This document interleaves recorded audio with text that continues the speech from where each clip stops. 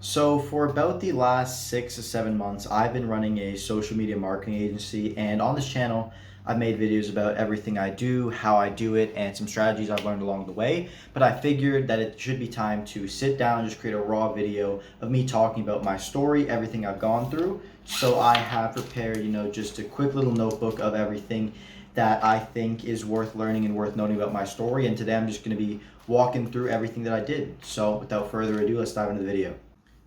So, going back to where it all started, it was in the cough cough pandemic, and I was playing a lot of video games. I was pretty socially anxious, depressed, and I just wasn't ready to return back to school. We had been online for quite a while now, and returning back to school was something I was just so disinterested in because I was disconnected from the world and everything around me.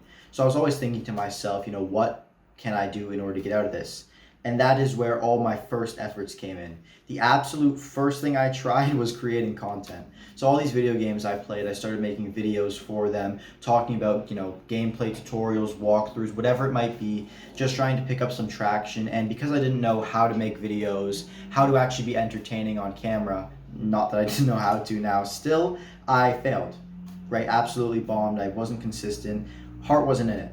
So after that, I went to a restaurant of a friend and I began washing dishes.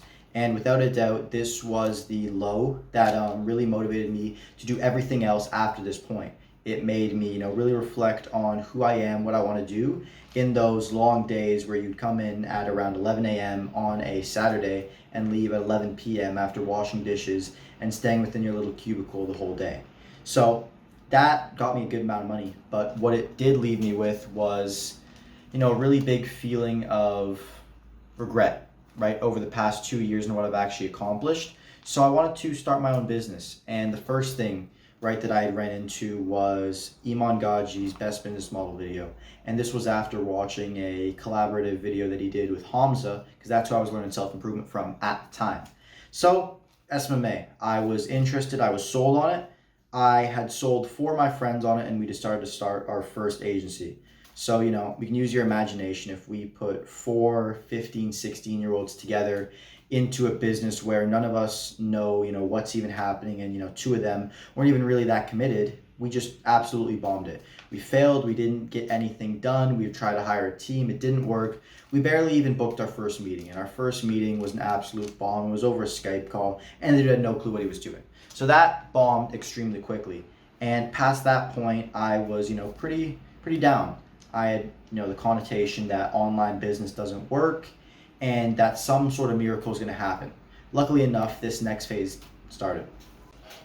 So this is about where exactly the journey begins in this video, and that was about 6 to 7 months ago in the summer. So starting summer, I was going to be set to return to school in September, and I was going to do everything in my power to not have to go back. And the first thing that I did was all the money that I had made washing dishes went straight into a course. And this course, though it wasn't the best thing in the world, it was something.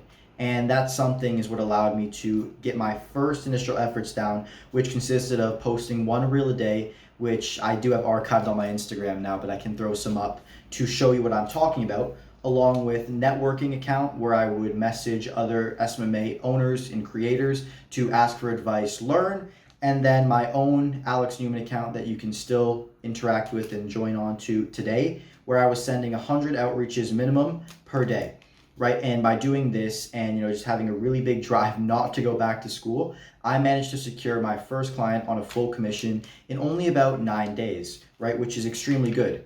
And I continued this flow. I continued to do outreach and keep bringing on people. But after I got my first few clients, my first big mistake really came about. And this was when I started to slow down my outreach because I had an existing client base and fell into a good amount of a slump.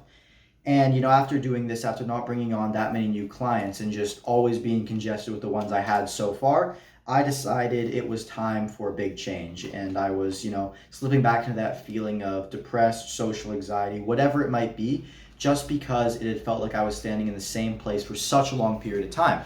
So that is when I decided I needed to challenge myself physically. And this came about in two ways. The first of which was boxing, right? So taking up a combat sport, learning how to fight. And the second, which was also involved with boxing, was running. Running was one of the biggest things that I can accredit to, me learning, just because it requires so much mental determination, mental toughness to be able to keep on going, keep on pushing, and go past what you existed or existingly thought was your limit. So, after doing this and achieving pretty good in running, my big kind of milestone was 10K. Once I surpassed that from not even being able to run around a track, it was a huge feeling for me, right? It felt like I conquered the world, even though, to some people that might not be anything. It was huge for me. And doing this allowed me to re-spark a motivation that I saw in my business. So what I started to do again, I began bringing on new clients, got back into my flow, started posting content again. And that is when I stumbled upon the Relentless Success Club. So one of the initial people I reached out to on my networking account named Patrick O'Driscoll was a co-owner of the Relentless Success Club at the time. And I messaged him. I spoke with him and he invited me to one of the calls. And before the end of that call, an invoice was sent through. It was one of the best decisions I ever made, looking at my life now. Because when I joined RSC and when I began interacting with the community, I met Dylan. And Dylan was honestly probably one of the best connections I ever made. What Dylan allowed me to do was work with the members of RSC who are trying to scale their agency and allow me to actually help them with my service on a commission. And what this did is allowed me to get a bunch of clients extremely quickly and hone in an environment where I can still perform without having to worry about risk or not delivering or anything of that nature.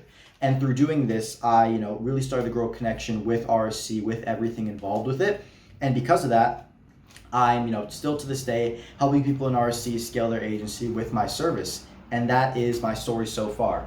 So by far, the biggest lessons that I can attribute my success to were just, the feeling of not wanting to go to school, a big thing about, just feeling lost in life and feeling, confused, whatever I wanted to do. And then without a doubt, RSC, right? Connecting with these like-minded people that allowed me to actually grow within an environment that allowed me to be myself, to make mistakes, was the biggest thing that allowed me to get a bunch of clients, even within the member base, just by being my authentic self. And, through just honing my craft so that I can go out and deliver it to new people. And I just wanted to share my experience, and that's it.